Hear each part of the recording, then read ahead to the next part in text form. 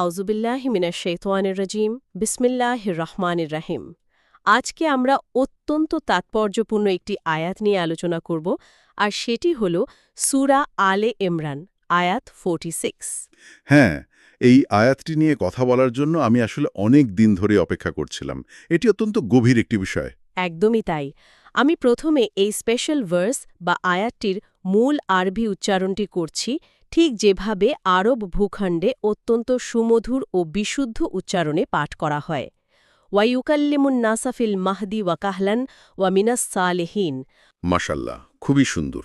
আর এর অবিকল বাংলা অনুবাদ হল, আর সে মানুষের সাথে কথা বলবে দোলনায়, মানে কোলে থাকা অবস্থায়, এবং পরিমত বয়সে, আর সে হবে পুণ্যবানদের, মানে সৎ কর্মশীলদের অন্তর্ভুক্ত। এই অনুবাদটা শুনলেই কিন্তু বোঝা যায় যে এর ভেতরে কত বড় একটা অলৌকিক ঘটনা লুকিয়ে আছে। মানে সাধারণ কোনো কথা নয় এটা। ঠিক বলেছেন। তো আজকের এই জ্ঞানের অনুসন্ধানে আমাদের মূল মিশনই হল এই আপাত দৃষ্টিতে অসম্ভব একটা ঘটনার পেছনের স্তরগুলো উন্মোচন করা। আমরা কেবল একটা ঐতিহাসিক ঘটনার বিবরণ দিয়ে চলে যাব না। না, বরং আমরা এই অলৌকিক ঘটনার বৈজ্ঞানিক, মনস্তাত্ত্বিক আর আধ্যাত্মিক দিকগুলোর একেবারে গভীরে যাব। ওকে, লেটস আনপ্যাক দিস। চলুন বিষয়টা একটু খুলে দেখা যাক। একজন সদ্য ভূমিষ্ঠ নবজাতক, যে কিনা কেবল পৃথিবীর আলো দেখেছে, সে কিভাবে মানুষের সামনে দাঁড়িয়ে স্পষ্ট ভাষায় কথা বলতে পারে, আর এর পেছনে স্রষ্টার কি বিশাল উদ্দেশ্য লুকিয়েছিল। হ্যাঁ, এই পুরো ঘটনাটি গভীরভাবে বোঝার জন্য আমাদের প্রথমে বুঝতে হবে লজিক্যাল কানেকশনটা আসলে কোথায়। মানে শিশুটি কিভাবে কথা বলল, সেই বৈজ্ঞানিক বিস্ময়ে যাওয়ার আগে আমাদের জানা দরকার শিশুটির কথা বলার এত তীব্র প্রয়োজন কেন হয়ে পড়েছিল। কারণ নিশ্চয়ই পরিস্থিতি স্বাভাবিক ছিল না, তাই না? একদমই। এর উত্তরটা লুকিয়ে আছে ঠিক এর আগের আয়াতে, অর্থাৎ ৩ নম্বর সূরার ৪৫ নম্বর ভার্সে। সেখানে ফেরেশতারা এসে মারিয়াম আলাইহিস সালামকে একটি সুসংবাদ দিচ্ছেন। তারা জানাচ্ছেন যে তাকে একটি বিশেষ সন্তানের মা হিসেবে মনোনীত করা হয়েছে এবং সেই সন্তানের দুনিয়া ও আখেরাতে বিশাল মর্যাদা থাকবে। ও, সুসংবাদ তো বটেই, কিন্তু সেই সময়কার সামাজিক প্রেক্ষাপটটা যদি আমরা একবার কল্পনা করি। হ্যাঁ, সেটাই হচ্ছে মূল পয়েন্ট। মারিয়াম আলাইহিস সালাম ছিলেন একজন কুমারী নারী। সমাজের চোখে একজন অবিবাহিতা নারীর সন্তান হওয়া মানেই হল চূড়ান্ত অবক্ষয় এবং জঘন্য অপরাধ। সেই সমাজের দৃষ্টিভঙ্গি থেকে দেখলে একজন নারীর জন্য এর চেয়ে বড় কোনো বিপর্যয় হতেই পারে না। মানে নিজের পবিত্রতা সম্পর্কে তিনি সম্পূর্ণ নিশ্চিত ছিলেন, কিন্তু চারপাশের সমাজ তো কোনো যুক্তি শুনবে না। শুনবে না, তারা প্রমাণ চাইবে বা সরাসরি শাস্তি দেবে। ঠিক, চারপাশ থেকে ধেয়ে আসা অপবাদ এবং সামাজিকভাবে পুরোপুরি একঘরে হয়ে যাওয়ার যে একটা ভয়ঙ্কর মানসিক চাপ, তা যে কোনো সাধারণ মানুষের মানসিক ভারসাম্য নষ্ট করে দেওয়ার জন্য যথেষ্ট। আর ঠিক এই জায়গাতেই স্রষ্টার নিখুঁত পরিকল্পনার বিষয়টি সামনে আসে। আল্লাহ তাকে জানিয়ে দিলেন যে এই পরিস্থিতিতে তাকে নিজের সপক্ষে একটি শব্দ উচ্চারণ করতে হবে না। ওয়াও, একটি শব্দও বলতে হবে না? না, তার কোলে থাকা নবজাতক শিশুই সমাজের মানুষদের সেই দাঁত ভাঙা জবাবটি দেবে। এই পটভূমির উপর ভিত্তি করে আজকের এই ভার্স থেকে বেশ কয়েকটি অত্যন্ত গুরুত্বপূর্ণ শিক্ষা বেরিয়ে আসে। যদি আমরা পর্যায়ক্রমে দেখি, প্রথমত, দোলনায় থাকা অবস্থায় ঈসা আলাইহিস সালামের কথা বলা তার জীবনের অন্যতম শ্রেষ্ঠ একটি মুজিজা বা অলৌকিক ঘটনা। এটা তো অস্বীকার করার উপায়ই নেই। দ্বিতীয়ত, এই কথা বলার মূল উদ্দেশ্যই ছিল মা মারিয়াম আলাইহিস সালামের সতীত্ব ও পবিত্রতা প্রমাণ করা। সমাজ যখন তাকে অপবাদ দিয়ে পাথর নিক্ষেপ করার প্রস্তুতি নিচ্ছিল, তখনই এই শিশুই তার সবচেয়ে বড় রক্ষাকবচ হিসেবে কাজ করেছিল। এই ঘটনাটি আমাদের চোখের সামনে একটা অত্যন্ত শক্তিশালী দৃশ্যপট তৈরি করে। ধরুন, কেউ মারাত্মক মিথ্যা অপবাদের শিকার, বাঁচার কোনো রাস্তাই খোলা নেই, আর ঠিক সেই মুহূর্তে এমন একজন সাক্ষী এসে হাজির হল, যার সাক্ষ্যকে কেউ কোনোভাবেই অস্বীকার করতে পারবে না। একদম অকাট্য প্রমাণ। হ্যাঁ, অকাট্য প্রমাণ। Here's where it gets really interesting. সেই সাক্ষীটি হল একটি নবজাতক শিশু। যে শিশুর এখনো কথা বলারই কথা নয়, সে যখন সাক্ষ্য দেয় তখন তো অবিশ্বাস করার আর কোনো জায়গাই অবশিষ্ট থাকে না। হোয়াটস ফ্যাসিনেটিং হিয়ার ইজ, এখানে সবচেয়ে চমকপ্রদ বিষয় হল কিভাবে স্রষ্টা মানুষের সবচেয়ে বড় দুর্বলতাকে তার সবচেয়ে শক্তিশালী অস্ত্রে পরিণত করেন। মানে সমাজ যেই শিশুটিকে অপরাধের প্রমাণ হিসেবে ধরে নিয়েছিল, ঠিক তাই, সমাজ যে শিশুটিকে মারিয়াম আলাইসাল্লামের সবচেয়ে বড় অপরাধের জ্বলন্ত প্রমাণ হিসেবে দাঁড় করাতে চেয়েছিল, স্রষ্টা ঠিক সেই শিশুটিকেই তার নির্দোষ হওয়ার সবচেয়ে বড় এবং অকাট্য প্রমাণ বানিয়ে দিলেন। এছাড়া এই ভার্স থেকে আমরা ৩ নম্বর যে শিক্ষাটি পাই তা হল পরিণত বয়সে কথা বলার দুটো অর্থ আছে। একটা হলো যৌবনে নবীরূপে দাওয়াত দেওয়া, আর অন্যটি হলো শেষ জামানায় পৃথিবীতে ফিরে আসা। এটা নিয়ে আমরা একটু পরে বিস্তারিত কথা বলবো, কারণ এই পয়েন্টটা খুবই চমকপ্রদ। হ্যাঁ, ৪ নম্বর শিক্ষা হল নবীদের বড় পরিচয়, তারা সৎকর্মশীল।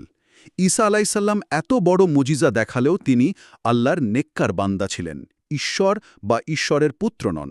আর ৫ নম্বর এবং শেষ পয়েন্টটা হল চরম বিপদে আল্লাহর সম্পূর্ণ অভাবনীয় উপায়ে বান্দাকে অপবাদ মুক্ত করেন। এই পটভূমি এবং শিক্ষাগুলো সত্যি চিন্তার খোরাক যোগায়। এবার যদি আমরা এই ভার্সের ভেতরের শব্দগুলোর দিকে তাকাই, প্রথম অংশে বলা হচ্ছে দোলনায় থাকা অবস্থায়, মানে ওয়ায়ুকাল্লিমুন নাসা ফিল মাহদি। এই মাহাদ শব্দটা নিয়ে যদি একটু বলতেন। হ্যাঁ, এখানে ব্যবহৃত মাহাদ শব্দটির অর্থ হল দোলনা বা মায়ের কোল। স্বাভাবিক বায়োলজিক্যাল নিয়মে একটি নবজাতক শিশুর পক্ষে কথা বলা অসম্ভব, কিন্তু ঈসা আলাইহিসসালাম মাতৃক্রোড়ে থেকেই অত্যন্ত পরিষ্কার ভাষায় কথা বলেছিলেন। সূরা মারিয়ামের ৩০ নম্বর ভার্সে এই কথার বিস্তারিত উল্লেখ আছে। আচ্ছা, সেখানে তিনি ঠিক কি বলেছিলেন? তিনি বলেছিলেন, আমি আল্লাহর বান্দা, তিনি আমাকে কিতাব দিয়েছেন এবং নবী বানিয়েছেন। অর্থাৎ তিনি কোনো অস্পষ্ট শব্দ করেননি, তিনি অত্যন্ত গুছিয়ে যুক্তিপূর্ণভাবে নিজের এবং নিজের স্রষ্টার পরিচয় তুলে ধরেছিলেন। কিন্তু এখানেই তো একটা বড় প্রশ্ন এসে দাঁড়ায়। মানে নবজাতক অবস্থায় কথা বলাটাই তো ইতিহাসের অন্যতম শ্রেষ্ঠ অলৌকিক ঘটনা। তাহলে এই ভার্সে হঠাৎ করে আলাদাভাবে পরিণত বয়সের কথা কেন উল্লেখ করা হলো? এটা খুবই সুন্দর একটা প্রশ্ন। মানে একজন মানুষ পরিণত বয়সে কথা বলবে, এটা তো খুবই স্বাভাবিক এবং প্রাকৃতিক একটা ব্যাপার। এর মধ্যে তো কোনো মুজিজা নেই।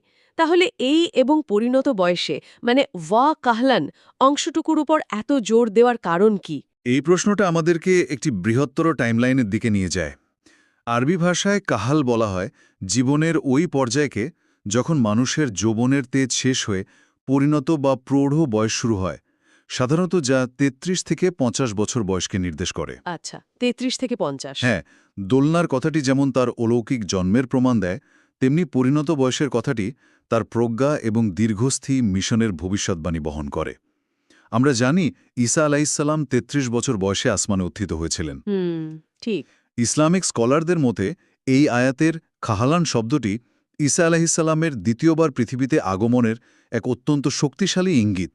অর্থাৎ তিনি যখন পৃথিবীতে ফিরে আসবেন তখন তিনি ওই পরিণত বয়সের মানুষ হিসেবেই আবার মানবজাতির সাথে কথা বলবেন। তার মানে এই একটি মাত্র শব্দের ভেতরে পুরো মানব ইতিহাসের একটা বিশাল টাইমলাইন লুকিয়ে আছে।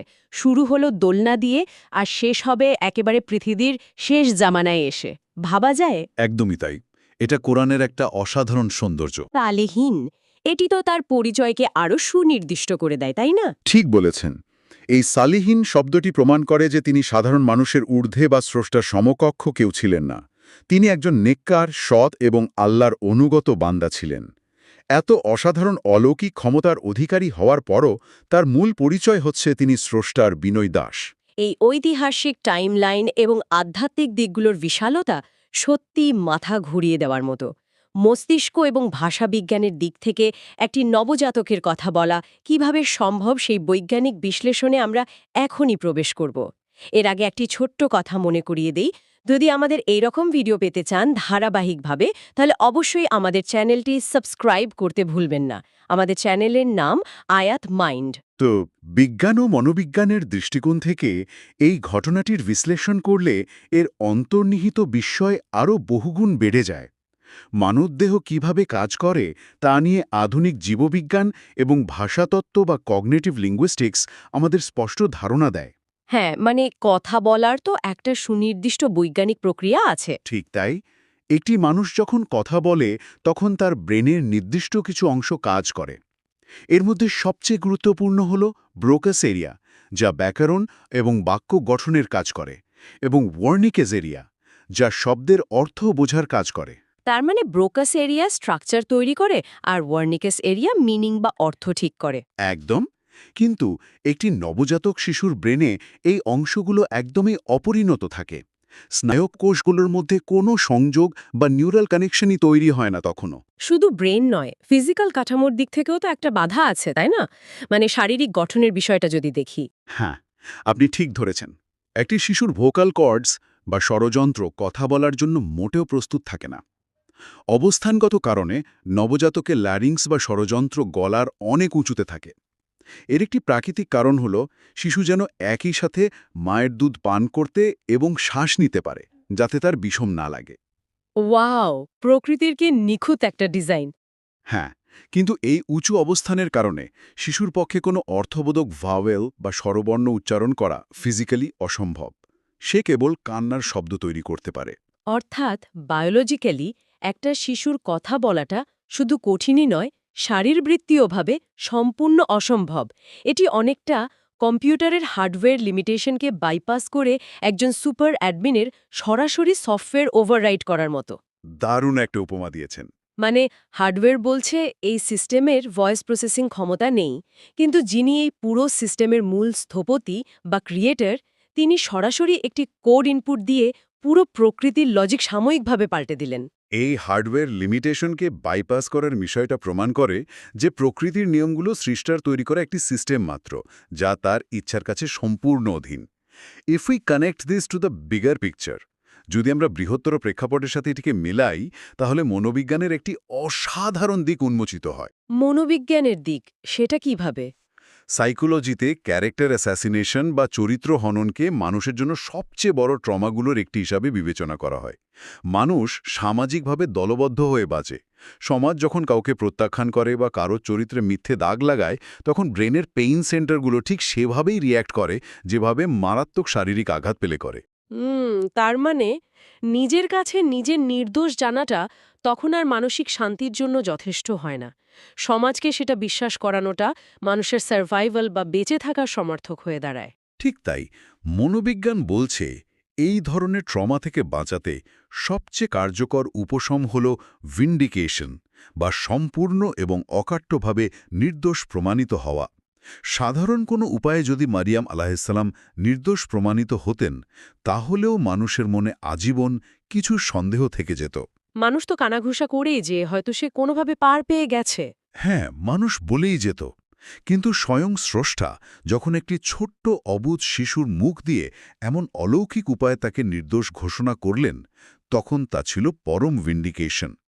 আল্লাহ ছোট্ট শিশুর মাধ্যমে মারিয়াম আলাইহিসসালামকে সেই চরম সামাজিক প্রত্যাখ্যানের বিরুদ্ধে নিখুঁত মানসিক প্রশান্তি দিয়েছিলেন। ইতিহাস, বিজ্ঞান এবং মনোবিজ্ঞানের এই গভীর আলোচনা থেকে আজকের দিনে একজন সাধারণ মানুষ কি শিক্ষা নিতে পারে? আমরা তো আর অলৌকিক যুগে বাস করি না, কিন্তু এই ভার্সের শিক্ষাগুলো যদি দৈনন্দিন জীবনে প্রয়োগ করতে চাই, তাহলে আমাদের সামনে বেশ কিছু বাস্তব উদাহরণ চলে আসে। যেমন প্রথম যে বিষয়টা মাথায় আসে, তা হল অপবাদের বিরুদ্ধে আল্লাহর সাহায্য। এটি একটি অত্যন্ত বাস্তবমুখী শিক্ষা। দেখুন, সমাজ অনেক সময় ভুল বোঝে বা উদ্দেশ্যপ্রণোদিতভাবে মিথ্যা অপবাদ চাপিয়ে দেয়। কেউ যদি সম্পূর্ণ নির্দোষ হন, তবে তার হতাশা হওয়ার কোনো কারণ নেই। কারণ আল্লাহ কোনো না কোনো পথ বের করবেনই। একদম। ইতিহাস সাক্ষ্য দেয় আল্লাহ মারিয়াম আলাইহিস সালামের মতো করে কোনো না কোনো অভাবনীয় উপায়ে সত্য প্রকাশের ব্যবস্থা করে দেবেনই। দ্বিতীয় যে উদাহরণটি আসে, তা হল অলৌকিকতায় বা স্রষ্টার অসীম ক্ষমতায় বিশ্বাস রাখা।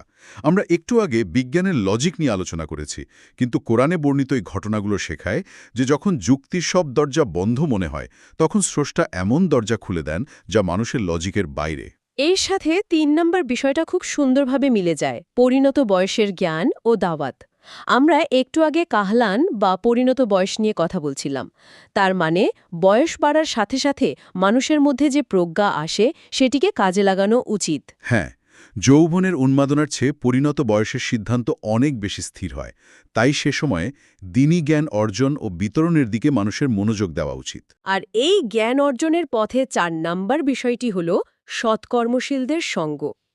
ঈসা আলাইহিসসালামের মতো এত বড় মর্যাদাপূর্ণ একজন নবীও সালেহীন বা পুণ্যবানদের অন্তর্ভুক্ত হতে পেরে সম্মানিত বোধ করেছেন। তাই সবসময় নেককারদের দলে থাকার জন্য মানুষের চেষ্টা করা উচিত এবং দোয়া করা উচিত, আল্লাহুম্মা জালনি মিনাস সালেহীন, অর্থাৎ আমাকে সৎ কর্মশীলদের অন্তর্ভুক্ত করুন। আর সবশেষে ৫ নম্বর উদাহরণটি হল সত্যের পক্ষে কথা বলা। এটা তো আজকের দিনের সবচেয়ে বেশি জরুরি। ঠিক, ঈসা আলাইহিস সালাম একেবারে শিশু বয়সেই মায়ের সম্মানের জন্য এবং সত্যকে প্রতিষ্ঠা করার জন্য কথা বলেছিলেন। এটি শেখায় যে কোনো বয়সে বা পরিস্থিতিতে সত্য ও ন্যায়ের পক্ষে আওয়াজ তোলা উচিত। বয়স বা পরিস্থিতির অজুহাত দিয়ে সত্য বলা থেকে পিছিয়ে আসা আসলে এক ধরনের কাপুরুষতা। So what does this one mean? তাহলে এর সবকিছুর মানে কি দাঁড়ায়? এই পুরো আলোচনায় একটি বিষয় বারবার ঘুরে ফিরে এসেছে, আর তা হলো ওই সালিহীন বা পুণ্যবানদের অন্তর্ভুক্ত হওয়ার বিষয়টি। মানুষের হাতে যখন সামান্য ক্ষমতা আসে, একটু জ্ঞান বা অর্থ আসে, তখন তার মধ্যে খুব সহজেই অহংকার চলে আসে। হ্যাঁ, মানুষ নিজেকে সবকিছু নিয়ন্ত্রক ভাবতে শুরু করে। কিন্তু ঈসা আলাইহিসসালামের মতো একজন নবী, যিনি দোলনায় বসে কথা বলেছেন, যার জন্মটাই একটা অলৌকিক ঘটনা, তিনিও নিজেকে সাধারণ নেককার বান্দাদের কাতারে দাঁড় করান। এটি মানুষের সব অহংকারকে চূর্ণ করে দিয়ে তাকে বিনয়ী হতে শেখায়। এই ভর্সের আলোচনা যদি আমরা একটি সারমর্ম টানি, তাহলে বলতে হয়, আল্লাহর সাহায্য সবসময় মানুষের তৈরি করার লজিকের হিসাব মেনে আসে না। দুনিয়ার কোনো মিথ্যা অপবাদই একজন সৎ মানুষকে চিরকাল দমিয়ে রাখতে পারে না, কারণ সত্য একদিন নিজস্ব শক্তিতেই প্রকাশ পাবে। একদমই তাই। নবজাতকের গোলনা থেকে শুরু করে পরিণত বয়স পর্যন্ত মানব জীবনের প্রতিটি ধাপে স্রষ্টার কুদরত ছড়িয়ে আছে। আর মানুষের সবচেয়ে বড় সম্মান কোনো পার্থিব ক্ষমতায় নয়, সবচেয়ে বড় সম্মান হল আল্লাহর নেককার বান্দাদের একজন হওয়া। আজকের এই গভীর আলোচনা শেষ করার আগে একটি চিন্তার বিষয় রেখে যেতে চাই।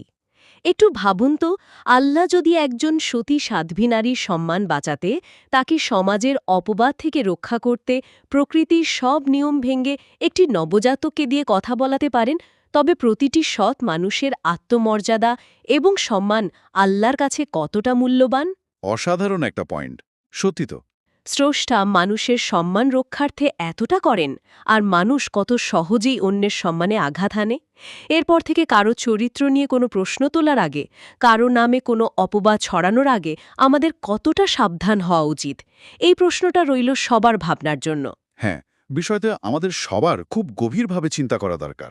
আল্লাহর কুদরতের উপর সবসময় বিশ্বাস রাখুন, কারণ তিনি যে কোনো সময় অসম্ভবকে সম্ভব করার ক্ষমতা রাখেন। আজকের মতো আমাদের এই জ্ঞানের অনুসন্ধান এখানেই শেষ করছি।